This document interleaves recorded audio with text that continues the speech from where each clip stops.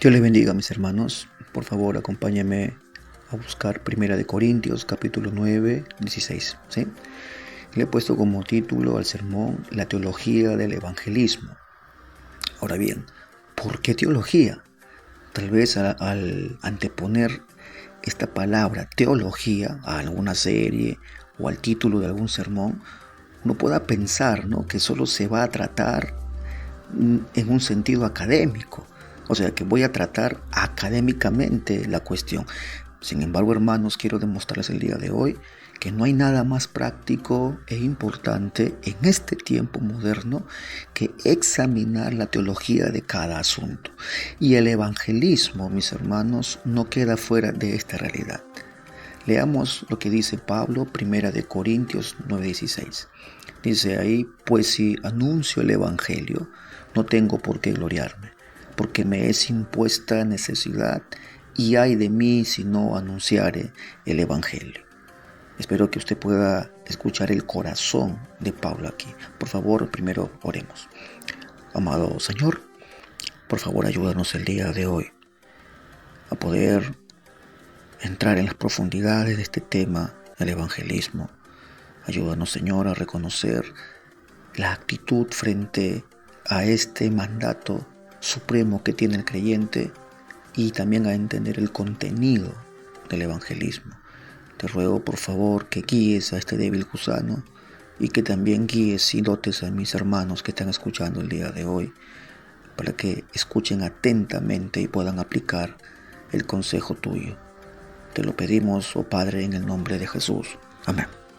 Yo quisiera que usted haga el esfuerzo imaginativo de escuchar a Pablo, no solamente como un texto muerto, sino el corazón que le pone Pablo cuando exclama esto. No es simplemente algo frío, una redacción fría aquí, hermanos, es una exclamación del corazón. Cuando digo teología, probablemente alguno esté pensando en una actividad académica per se, o algo netamente constructivo en la mente, pero hermanos, la teología en toda la vida del cristiano, y en particular en el ámbito del evangelismo, determina qué mensaje se predica y cómo se comunica el evangelio. Así que, hermano, el evangelismo podríamos decirlo también que es teología en práctica. ¿Por qué, pastor? Porque define la naturaleza de Dios, define la condición humana y define el plan de salvación de Dios. Usted no se imagina cuánta teología, hermano, hay en la proclamación del evangelio. Ahí está condensado la doctrina del pecado, la doctrina del hombre, la neumatología, la escatología, la soteriología, teología pastoral, teología bíblica, teología sistemática y la eclesiología. Ahora, muchos, al escuchar la palabra teología o teólogo, tal vez le venga a la mente la imagen de algún hombre serio, encorvado en su escritorio, trabajando por ahí en la penumbra de una biblioteca repleto de libros, ¿verdad? Esa es la imagen general que tenemos de la teología, o cuando alguien escucha el término teólogo. Pero ¿de dónde viene, hermanos, esa idea que dedicarse a la teología es vivir recluido en libros? Probablemente, hermanos, sea porque lo que conocemos de los grandes teólogos del pasado y del presente, uno lo conoce por medio de sus escritos, ¿verdad? De sus libros. Todo lo que uno conoce de los antiguos teólogos es por medio de sus obras escritas, donde ellos han volcado ahí sus mentes. Y gloria a Dios que tenemos muchos recursos valiosos, teológicos, para la edificación, para el crecimiento espiritual. Pero, amado hermano, todo aquel que predica el evangelio indefectiblemente está aplicando teología. En su forma más básica, hermanos, la teología es el estudio o entendimiento acerca de Dios. Así que cuando proclamamos nosotros las buenas nuevas, inevitablemente, hermanos, estamos transmitiendo conceptos sobre la naturaleza divina, sobre el pecado, sobre la salvación y sobre la vida eterna. Algo que muy a menudo, hermanos, en los años que me ha tocado ser pastor, escucho es: pastor, no entiendo mucho mi Biblia. Y me suelen pedir algún material para que ellos aprendan conceptos más profundos. Y de hecho les puedo recomendar muchos, pero hay un consejo que les suelo dar y que también escuché de mi pastor ya de muy joven. Hermanos, no puedes entender la Biblia a menos que la uses o que la apliques. Santiago lo expresa de esta manera, ¿verdad? Te mostraré, ¿qué dice? Mi fe por mis obras. Así que si la teología, hermanos, se deja de aplicar, se deja de usar de forma práctica, hay un peligro ahí. El de desviarse, el de convertirse en una simple divagación y de hecho inútil. Cuando tenemos la Escritura, la palabra de Dios, y no la aplicamos, es incluso peligrosa para la salud de la iglesia. Toda reflexión teológica tiene como objetivo el conocimiento y la obediencia de Dios. Así que es de esta manera, hermanos, que uno puede vivir para la gloria de Dios y cumplir su mandato. Y justamente, hermanos, uno de los más primordiales mandatos es el evangelismo. No es un asunto solamente personal, no es solamente mi trabajo mío personal, es un asunto de iglesia, hermanos, es un asunto de eclesiología. Si bien es cierto, querido hermano, hay un departamento de evangelismo, lejos está eso, hermanos, que signifique que solamente ese grupo de hermanos lleva la carga evangelística de esta iglesia local. Amén. Una iglesia bíblica, hermanos, tiene por lo menos 4 objetivos: la adoración bíblica, la enseñanza sana doctrinal, la comunión para el servicio cristiano y el evangelismo. 4 aspectos que no solo son objetivos, sino son características de una iglesia bíblica. Esa es la meta de toda iglesia bíblica, es cumplir la gran comisión. Es hacer lo que el Señor nos pide y nos enseñó a hacer. Yo quiero hoy, hermanos, ver 2 grandes esferas de la teología del evangelismo, que es la actitud frente al evangelismo y el contenido frente al evangelismo. O sea, nuestra posición como iglesia, como individuos, frente al evangelismo, como individuo y como iglesia local, y los elementos que componen el mensaje evangelístico. Entonces veamos, hermanos, primero la actitud teológica de la iglesia frente al evangelismo. El gran objetivo de toda iglesia, repito, es dar gloria a Dios. El evangelismo, hermano, glorifica a Dios. ¿Por qué, pastor? Porque exalta a Dios, exalta sus atributos, su gracia, su bondad, su amor, su misericordia, su grandeza. Cada vez que uno proclama el evangelio, está exaltando los atributos divinos. Uno le obedece entonces al Señor, hace lo que Él ordena, por ende glorifica a Dios. Esa es la meta, ¿verdad? Ese es el motivo principal de la iglesia. Y esta motivación, hermanos, se expresa entonces en la manera como cumplimos este rol, cómo expresamos el amor de Dios brindado a un pueblo en la salvación de perdidos y cómo lo expresa ahora en la vocación evangelística de ir por los perdidos. Así que una actitud específica en esto que es grandioso es la participación activa en todo objetivo de la iglesia. Si me acompaña por favor en Efesios capítulo 4, repito, la primera actitud frente al evangelismo es la participación activa. En Efesios, hermanos, capítulo 4, encontramos en el versículo 14 en adelante algo que nos recuerda una actitud constante. Dice Efesios 4, 14, lo leo: para que ya no seamos niños fluctuantes, llevados por doquiera de todo viento de doctrina.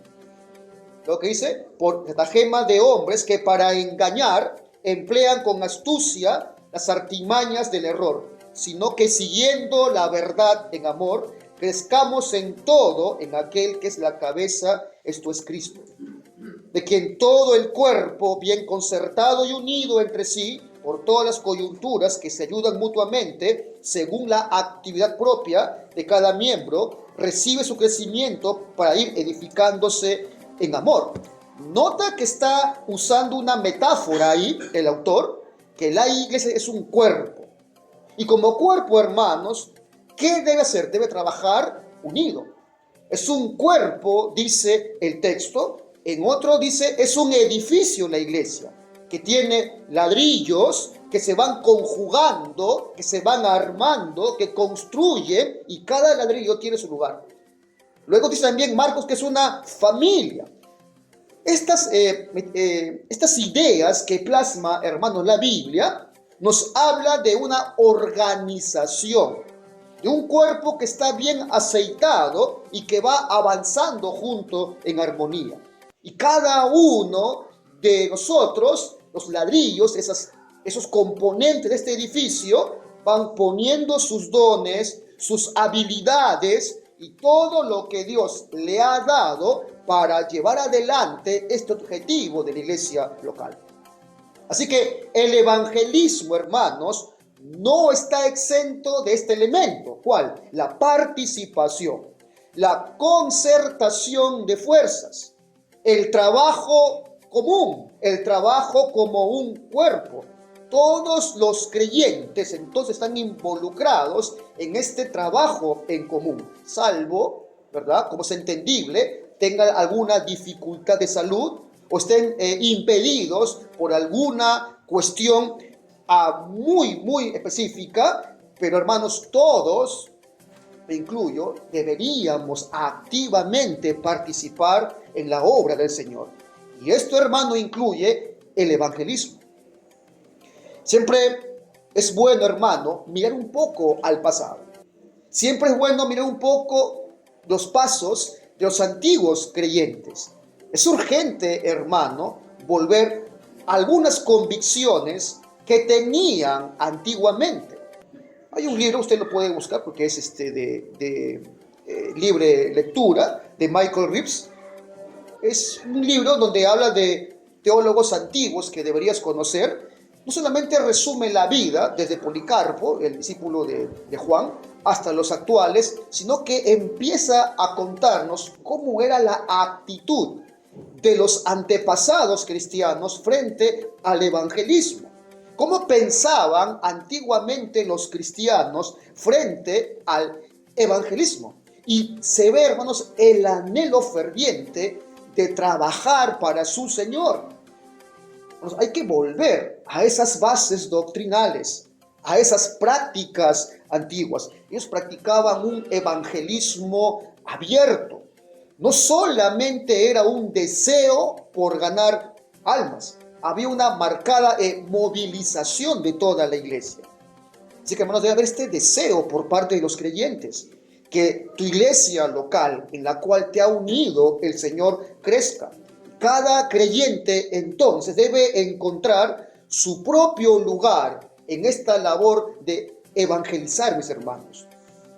La pregunta es, ¿tenemos ese deseo?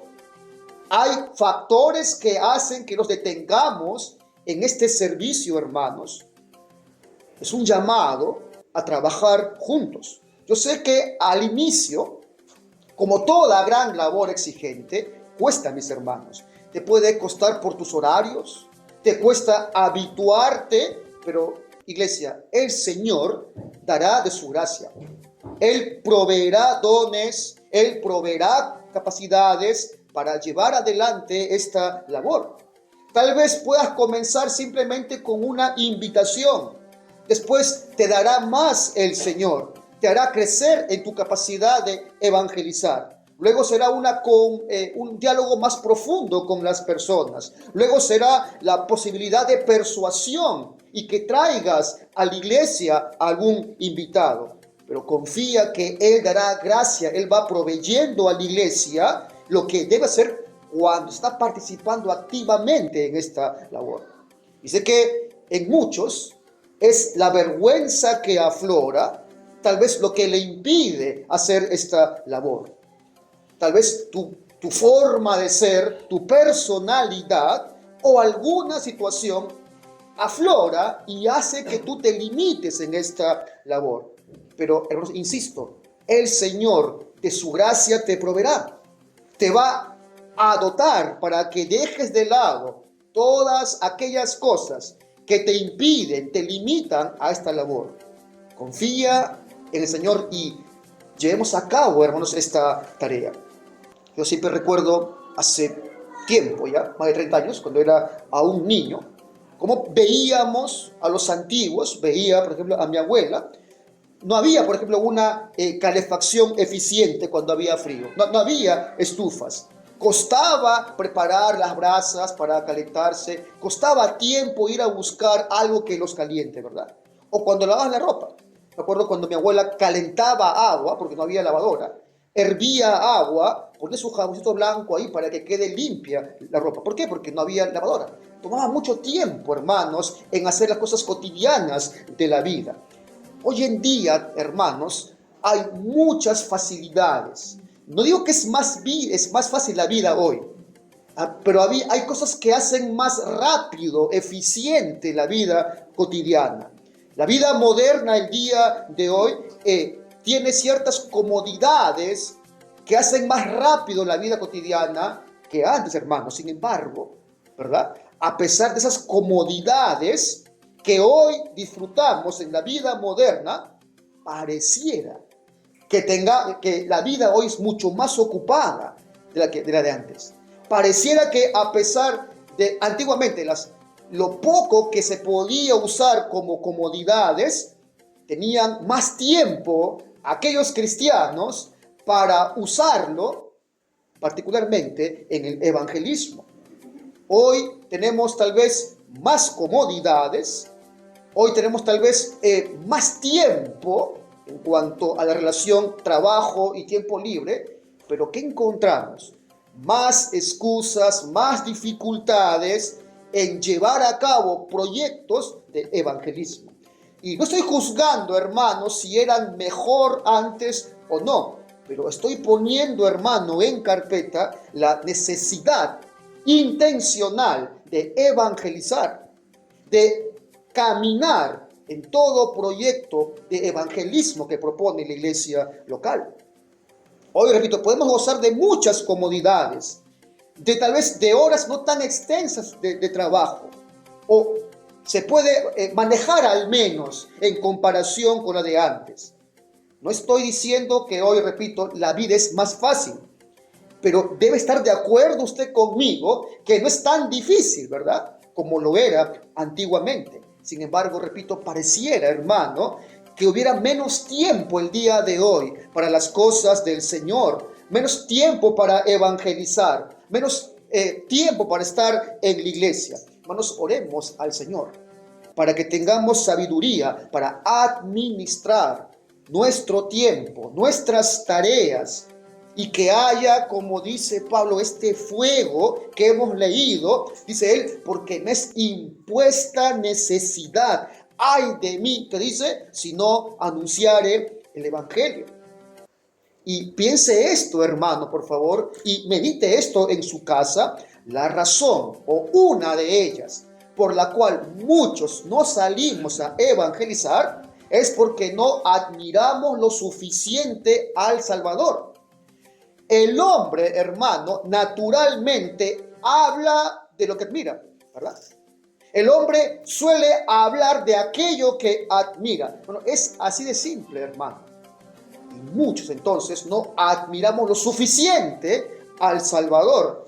De ahí, hermano, que aflora ese miedo, esa limitación, esa vergüenza. Piense esto en su casa, querido hermanos. Segundo, la segunda actitud que debe gobernar la iglesia local en el tema del evangelismo es una oración ferviente.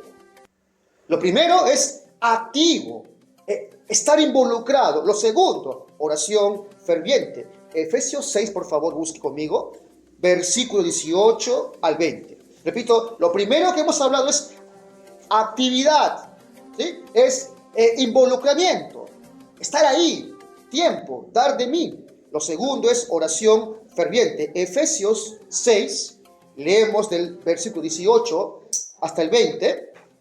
Mira esta solicitud de Pablo a la iglesia. Dice ahí 18, orando en todo tiempo, con toda oración y súplica en el Espíritu, y velando en ello, ¿qué dice hermano ahí? Con toda perseverancia y súplica por todos los santos. Ahora mira cómo Pablo encamina este motivante. Dice, y por mí, ¿y para qué? A fin de que al abrir mi boca me sea dada palabra para dar a conocer con denuedo el misterio del Evangelio, por el cual soy embajador en cadenas, que con denuedo hable de él como deba hablar. Bueno, no hay mejor indicador de que una iglesia local está buscando decididamente al Señor que no sea la reunión de semana para orar. La reunión de oración, hermanos, es el indicador de cómo la iglesia está queriendo buscar al Señor. Esto es, cuando hay una buena asistencia en relación con la cantidad que viene domingo a domingo, uno tiene ahí un buen indicador de la forma como la iglesia está buscando a Dios. Uno puede decir, bueno, se está buscando fervientemente cuando fervientemente hay un pueblo que está orando continuamente, en particular sacrificando lo que debe hacer y orando junto a la iglesia, entre todo lo que ora, por el evangelismo, por las misiones, por las labores en que hermanos están involucrados y salen a la comunidad y comparten el evangelio. Hermanos, esto es importante. Pablo expresa así, oren, dice fervientemente. Oren fervientemente. Hermanos, es algo que tal vez no sea tan difícil soportar a un hombre hablar media hora, una hora de un púlpito. Si hay algo que usted tal vez quiera aprender, se dispone usted, ¿verdad?, a escucharlo. No, pero ¿sabe qué es difícil? Orar. Porque eso implica humillarse, eso implica pedir por otros, eso implica dar de mi tiempo, eso implica pedir perdón al Señor. Pablo está haciendo aquí, pidiendo la oración de la iglesia, para que dice, a fin de que al abrir mi boca me sea dada palabra. ¿Qué palabra? El Evangelio. Y Pablo no solo pide oren, dice oren fervientemente. Así que, iglesia, hay una oración constante que debe sentirse en la iglesia. ¿Cuál?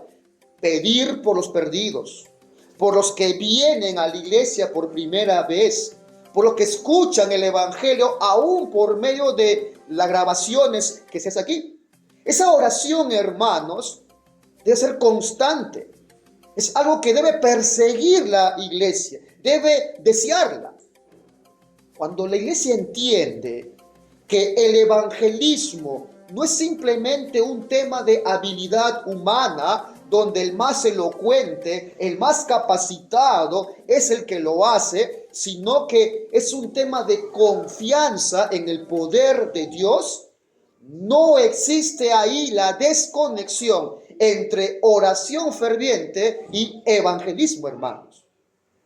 El Dios Trino es la fuente, es de donde viene toda la gracia y poder para poder predicar. No es tu habilidad, hermano, no es tampoco la mía, no es nuestro carisma, querido hermano, no es tampoco tu sabiduría o lo que puedas tú entender. Por supuesto que Dios usa todo esto como instrumento, pero la fuente principal, querido hermano, del éxito es la oración.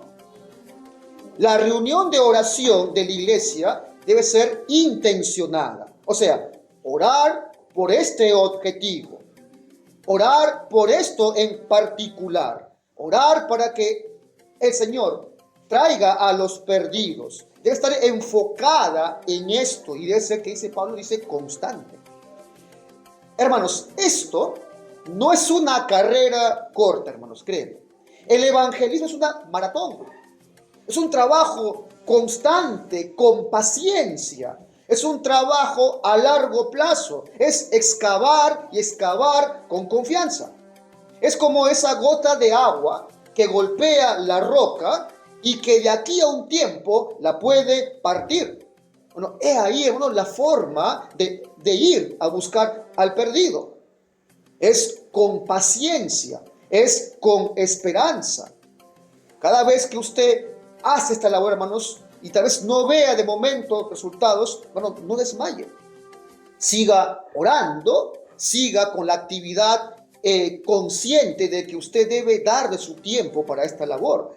Pablo les dice a una congregación en Tesalónica, lo leo yo, hermano, dice: hermanos, oren por nosotros. ¿Para qué, Pablo? Para que la palabra del Señor, dice él, corra y sea glorificada, así como lo fue entre ustedes. ¿Nota eso, hermano? Así que la oración es necesaria, es primordial para que la palabra del Señor corra y tenga sus efectos. Bueno, qué trágico es entonces cuando una iglesia desea aumentar la efectividad del evangelismo, pero no lo está haciendo mediante las formas que da el Señor, y no ora. Y todo se convierte simplemente en actividad, pero no hay de fondo una ferviente súplica, como dice Pablo. Tercero, otra actitud de la iglesia local, querido hermano, es una vida santa. Repito, otra actitud de la congregación hacia el evangelismo es una vida santa. Salmos 51, leemos del 10 hasta el 13. Otra actitud, repito, hermano, de la iglesia local hacia el evangelismo, hermanos, es una vida santa. David nos dice algo aquí, y quiero que usted note la conclusión a donde llega David. Salmo 51, versículo 10. Recuerda que aquí David está exclamando un arrepentimiento de pecado. Y dice ahí: crea en mí, oh Dios. ¿Qué dice? Un corazón limpio. Renueva un espíritu recto dentro de mí. No me eches de delante de ti, no quites de mí tu santo espíritu. Vuélveme, le suplica a David, el gozo de tu salvación, y espíritu noble me sustente. Pero mira la conclusión a donde llega David. Dice: entonces enseñaré a los transgresores tus caminos, y los pecadores se convertirán a ti. ¿Notas la confesión de pecado de David y la conclusión de David? Él dice: Señor, devuélveme el gozo, renuévame, Señor, espiritualmente. Señor, ayúdame en mis pecados, crea en mí un corazón limpio. ¿Por qué? ¿A dónde concluye David? Dice: entonces los pecadores me oirán. Entonces se convertirán, dice David, a ti. Entonces las personas no quedarán indiferentes a la vida que estoy llevando. Bueno, esto no es simplemente tener o llevar una vida moral un poco más alta que los demás. No, es una vida de santidad. Es un estilo de vida que busca glorificar a Dios. Y cuando los de afuera vean que concuerda lo que estoy viviendo con el mensaje que estoy proclamando, escucharán, podrán oírte efectivamente. Bueno, va de la mano lo que creemos y lo que predicamos. Cuando una vida es santificada por la gracia de Dios, es útil para el Señor, le sirve al Señor. Dios usará esa vida santificada Dios usará la sinceridad del corazón. Dios usará tu convicción genuina para que la gente que esté a tu alrededor vea lo que decimos creer y vea esa continuidad entre lo que yo pienso y lo que yo hago. Pero cuando hay una vida entregada al placer terrenal, a la inconsistencia en lo que decimos y lo que vivimos, hermanos, te pregunto, ¿a quién podemos convencer? ¿Quién se podrá convencer cuando vemos esta forma de vivir? Si uno vive de una forma egoísta, individualista, es grosero, no concuerdan tus palabras con lo que estamos enseñando. Cuando nos hacen daño, por ejemplo, respondemos igual que el mundo. Cuando el esposo y la esposa no viven las demandas bíblicas, cuando el hijo es desobediente, estamos mostrando virtudes opuestas a lo que decimos creer. Así que esa condición, hermano, no es instrumento de Dios. Dios no honrará tu testimonio, ni lo podrá usar. Dice David, primero límpiame, Señor. Dame esta expresión de vida santa y me escucharán, dice David. Hermanos, que nos guíe el Señor, que nos ayude Dios a que nuestra actitud frente al evangelismo vaya de acuerdo lo que decimos y lo que hacemos. Otra actitud, hermanos, es la confianza en las promesas de Dios. Hermanos, los métodos, la forma que usamos, tal vez la gente dirá, pero qué anticuados que son, ¿no? Qué formas tan antiguas que usa esa iglesia. Eso ya caducó, ya, ¿no? Eso era antes, hermanos. Hoy el mundo ha cambiado, te van a decir. Hoy el mundo es sofisticado. Mejor evangelicen solamente por redes sociales. Hoy los jóvenes solamente consumen buena música o música moderna. Saquen ese hermano que canta himnos, pongan a un joven superestrella y así vendrán más. El bajar los estándares, que la gente piense que aquí tenemos la música que tienen ellos, el hacer que la gente piense que llegan aquí y encuentran lo mismo que buscan ellos, hermanos, que aquí todos somos buena onda, que nadie le va a decir nada de su pecado, son técnicas que se usan el día de hoy en algunos lugares, pero hermanos, una iglesia comprometida con la verdad usa, voy a usar esta palabra, las antiguas técnicas, las que algunos llaman polvorientas, pero son las estrategias que han usado los hermanos del pasado. ¿Y sabes por qué? Porque son las que el Señor ha mostrado en su palabra. La predicación evangelística, la predicación en la comunidad, la enseñanza en la escuela dominical, el discipulado, son las fórmulas antiguas que siempre han funcionado y que el Señor sigue bendiciendo cuando son usados de buena manera.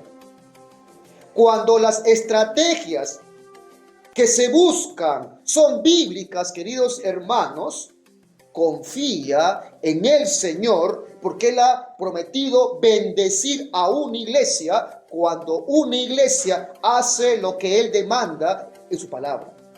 Mira, en Hechos 2, sé que esto ustedes lo saben casi de memoria, Hechos 2, 46, Hechos 2, por favor, llegue ahí conmigo, por favor, para leer juntos. Sé que esto cuando hablamos de la iglesia, ¿no? Se pretende y se escucha y se lee, pero acá hay un patrón, hermano, también para nosotros.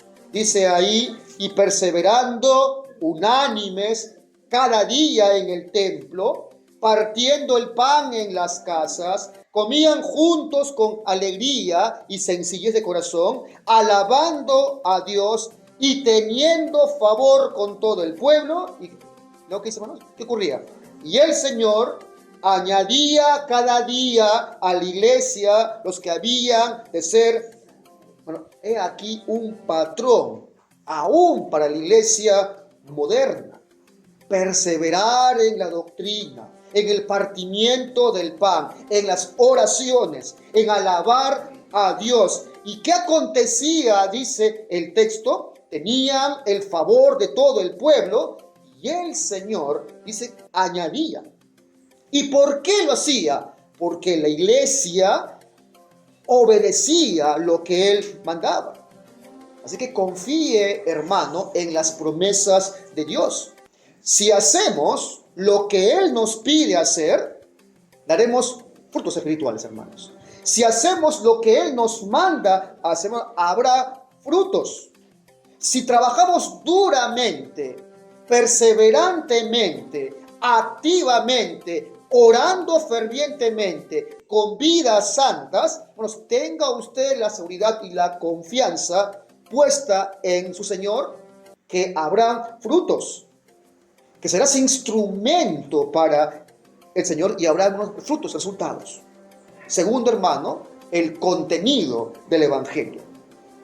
Bueno, y aquí me es muy urgente definir, y sé que todos ya esto lo comprenden, definir lo que es Evangelio.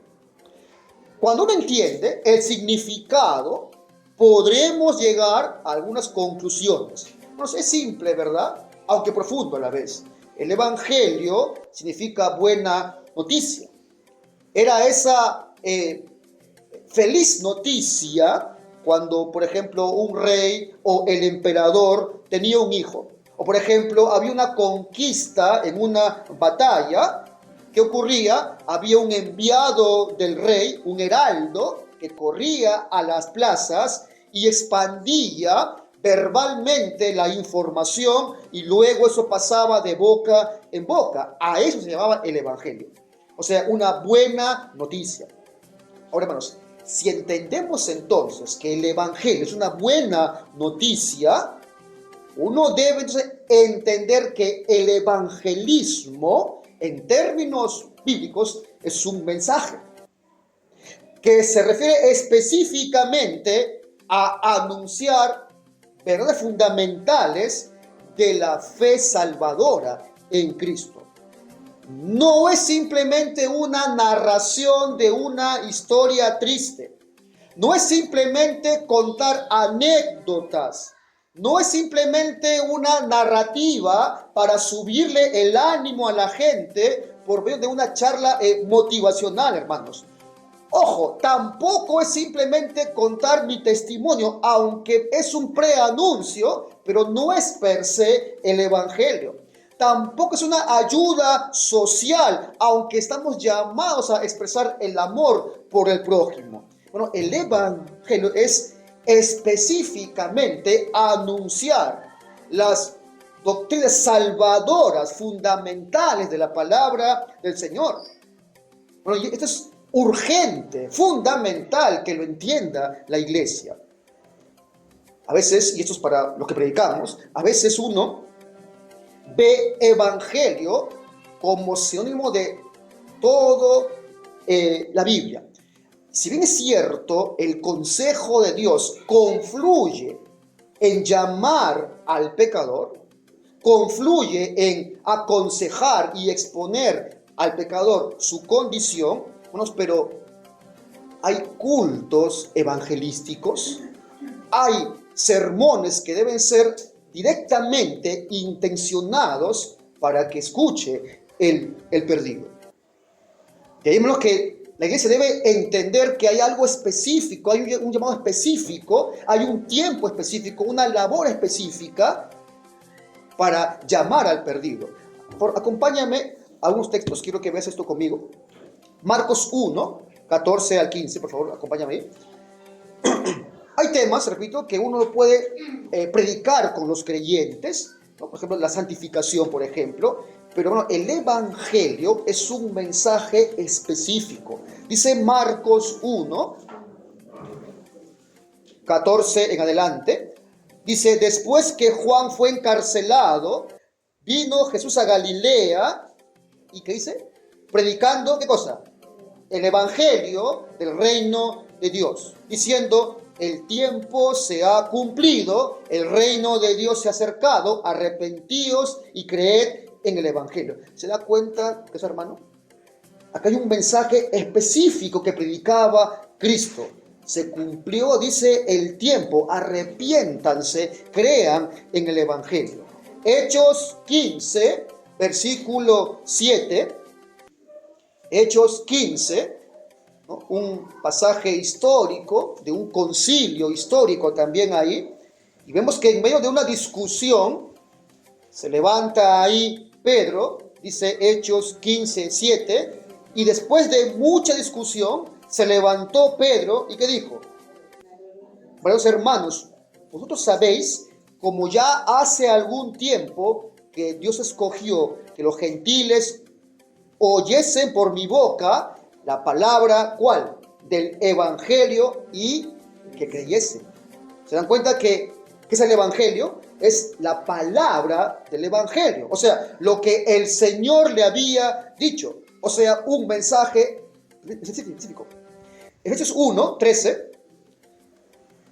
Dice ahí también Pablo algo más. En Efesios 1, 13. Pablo ahí exhortando también a esta iglesia a que mire a Cristo, que confíe en Cristo. Dice así, en el 1, 13 de Efesios. Dice, en él también vosotros, habiendo oído la palabra de verdad, el evangelio de salvación, y habiendo creído en él, ¿qué dice? Fueron sellados con el Espíritu Santo de la promesa. Otra vez, hay una palabra específica, una palabra de verdad. ¿Cuál? El evangelio, dice Pablo, el evangelio de salvación. Así que es un mensaje el evangelio. Y tiene también elementos, tiene un contenido el evangelio. Uno, el evangelio es historia de un Salvador. Es una historia real de un Salvador.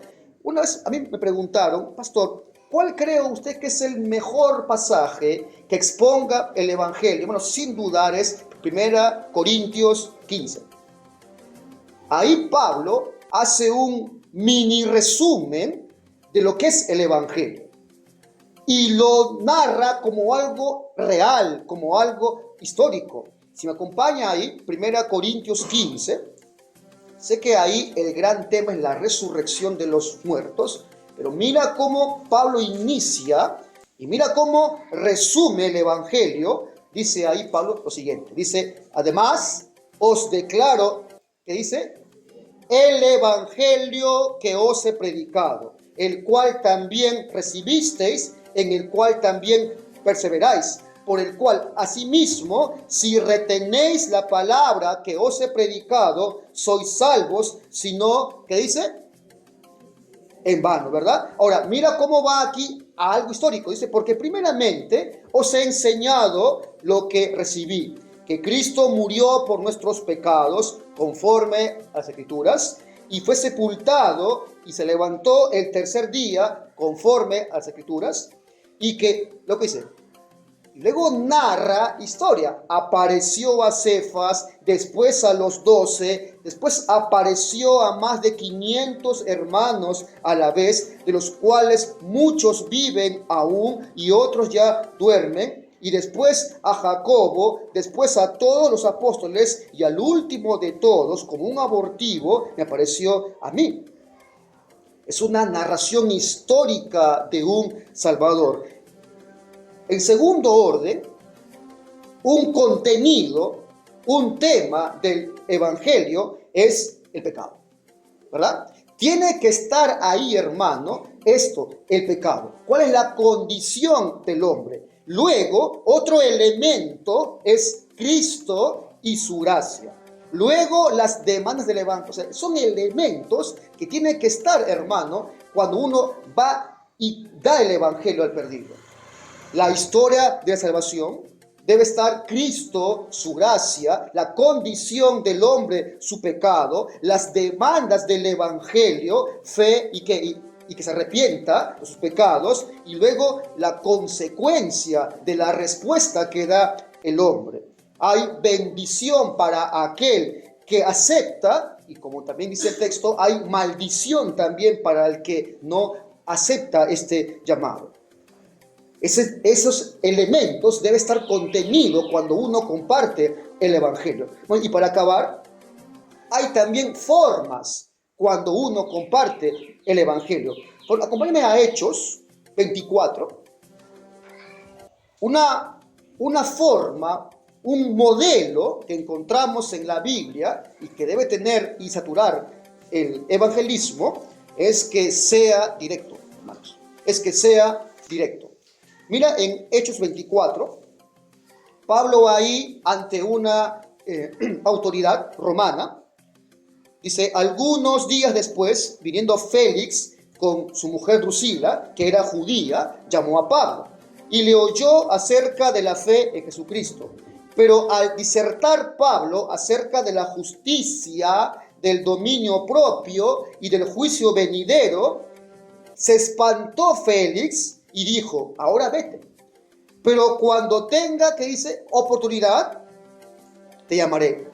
Esperaba también con esto que Pablo le diera dinero para que le soltase, por lo cual muchas veces lo hacía venir y hablaba con él. Pero al cabo de 2 años recibió Félix por sucesor a Porcio Festo, y queriendo Félix congraciarse con los judíos, dejó preso a Pablo. Bueno, este hombre, Félix, tenía muchos pecados seguramente. Pero uno que encuentra acá, que Pablo no rehuyó hablarle dice el texto, de dominio propio, seguramente con mucho respeto. Recuerda, era una autoridad romana. Pero este hombre se espantó. ¿Por qué? Porque vio lo que demandaba el evangelio: justicia, santidad, una vida alejada del pecado. Y Pablo lo hizo, con mucho tacto, pero también de forma directa. No fue ofensivo, pero fue directo. Él predicó de manera directa lo que es el evangelio. Hermanos, y eso es lo que debe estar impregnado en nuestra forma de llevar el evangelio. No ofensivamente, sin distorsionar, sin aguar el evangelio, sin ser ofensivo, pero vamos a hablar lo que la Escritura dice acerca de lo que se le demanda a un pecador. No simplemente usar historias tristes para que por medio de las emociones cautivar a alguien. No, hay que ir de frente a la mente del hombre, a la razón del hombre. Hermanos, el hombre entiende. El hombre es responsable. Dios le dio una conciencia al hombre.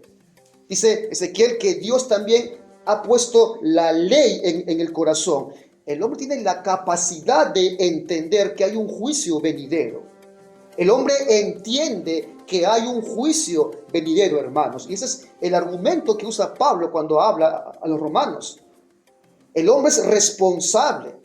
El hombre entiende, el hombre escucha. Bueno, y esto requiere que el que comparte el evangelio tenga delicadeza, tenga tacto, que no quiera atropellar a las personas, pero que abiertamente debe enseñar cuál es la condición en la que se encuentra el hombre. Amén. Segundo, la predicación evangelística debe ser persuasiva, hermanos. Debes persuadir al que te escucha. En Hechos 26, otra vez Pablo frente a otra autoridad romana. Acompáñenme, Hechos 26, versículo 27. Ahora Pablo está predicándole a otra autoridad romana, al rey Agripa, y viendo que Agripa está atento a lo que dice Pablo, y sabiendo que Agripa conocía los elementos judaicos y la promesa de Cristo, mira el recurso persuasivo notable que usa Pablo. Dice ahí, ¿crees, oh rey Agripa, a los profetas? Le dice, yo sé que tú crees.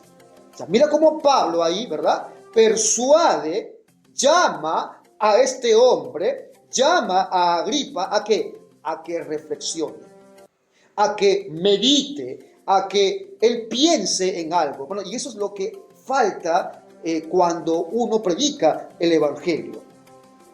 Falta que hagas razonar al pecador.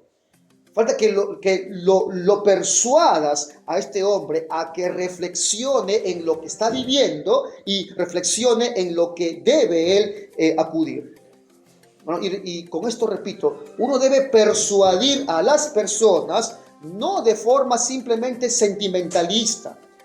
Vaya a la mente del hombre, vaya a la razón del hombre, que se haga preguntas, que se que evalúe su vida y que lo haga a la luz del texto que usted le ha compartido, que use la misma escritura para que se haga él preguntas. Así que un elemento en mi predicación, en mi forma de predicar el evangelio, es persuadir al hombre. Bueno, y para acabar, y tercero, es un ruego compasivo. Mira 2 Corintios 5, versículo 20. Es un ruego compasivo, hermanos. Dice ahí Pablo, 2 de Corintios 5, 20, nos enseña ahí lo siguiente, dice: así que somos embajadores en nombre de Cristo, como si Dios rogase por medio de nosotros, os rogamos en nombre de Cristo, reconciliaos con Dios. Bueno, en un aspecto, el evangelio es un ruego por las almas. Es un ruego porque hombres escuchen este llamado. Pero hermanos, no confunda algo. No es un ruego lastimero. No es un ruego pidiendo que, oh pobre, hay un Dios como un viejito y esperando que alguien le dé oportunidad o cabida. Que está atado Dios, que si alguien no le permite, él está atado. Es un Dios poderoso, ¿verdad? Es el Dios creador del universo. No es un ruego lastimero, es un ruego compasivo. No estamos presentándole al mundo a un Dios débil, a un pobre ser divino. Estamos diciendo que es el Salvador, es el creador del universo. Así que este ruego, hermano, no es hacer de un Dios que dé lástima al hombre. Es que el hombre entienda que es la única fuente de salvación.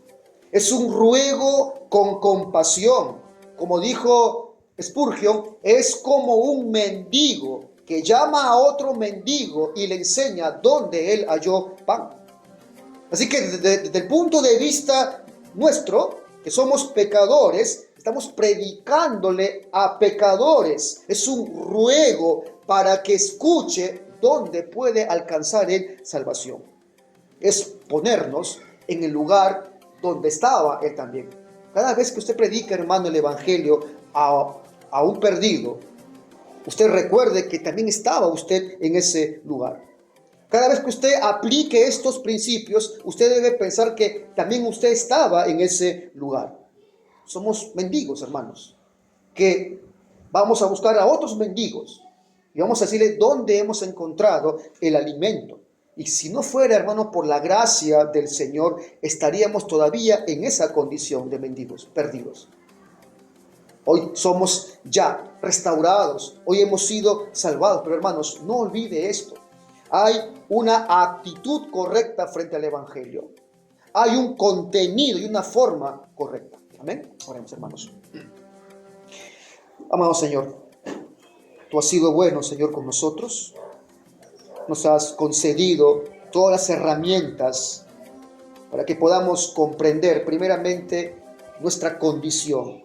Nos salvaste, nos has recibido, Señor, nos has unido a un pueblo, nos edificas, nos consuelas, pero también, Señor, nos has puesto una carga en el corazón, un mandato que hay que obedecer, que es predicar el evangelio. Señor, y en todo esto no estamos solos, somos capacitados, somos enseñados, somos instruidos, hay promesas, hay esperanza, Señor. Te pedimos, por favor, que nos puedas ayudar a entender la actitud correcta frente a este mandato. A que podamos, Señor, tener el contenido correcto. Es un llamado de atención, Señor, para todos nosotros, en que nos equipemos correctamente para presentar el Evangelio. Y aún en las formas, Señor, por favor, ayúdanos y guárdanos de no desviarnos, Señor, de no querer resultados con metodologías inadecuadas. Que confiemos en tu palabra, que apliquemos tu palabra, que descansemos en tu palabra, y a su tiempo usted dará, Señor, resultados. Mueve a tu pueblo, Señor, a confiar en ti, pero también, Señor, a involucrarnos consciente y de manera intencional con el evangelismo. Te lo pedimos esto, Padre, en el nombre de Jesús. Amén.